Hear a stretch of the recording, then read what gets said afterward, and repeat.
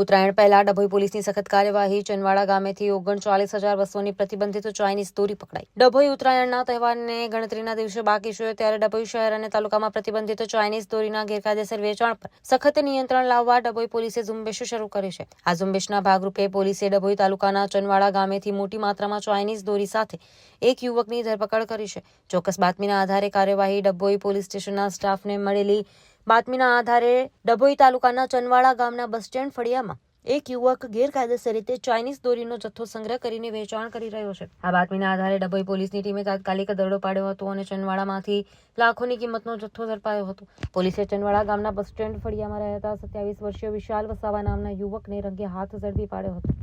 પોલીસે સ્થળ પરથી તપાસ કરતા તેની પાસેથી 39,200નો પ્રતિબંધિત ચાઇનીઝ દોરીનો મોટો જથ્થો મળી આવ્યો હતો, જે પોલીસે તાત્કાલિક જપ્ત કર્યો હતો. પ્રાપ્ત માહિતી અનુસાર ચાઇનીઝ દોરી જીવલેણ અને પર્યાવરણ માટે નુકસાનકારક હોવાથી તેના વેચાણ, સંગ્રહ અને ઉપયોગ પર ગુજરાત રાજ્યમાં સંપૂર્ણ પ્રતિબંધ છે.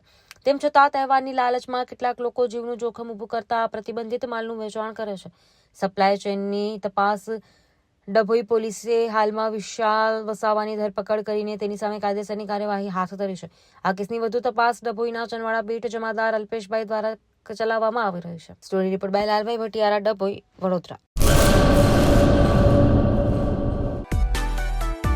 માં motor driving, safe and sure driving.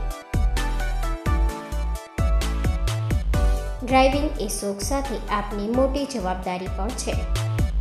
અમારા ઇન્સ્ટ્રક્ટર દ્વારા સચોટ અને સરળ માર્ગદર્શન. આપની રોજની તાલીમની માહિતી મેળવીને શું અધુરાશ છે એના ઉપર પૂરું ફોકસ કરાય છે.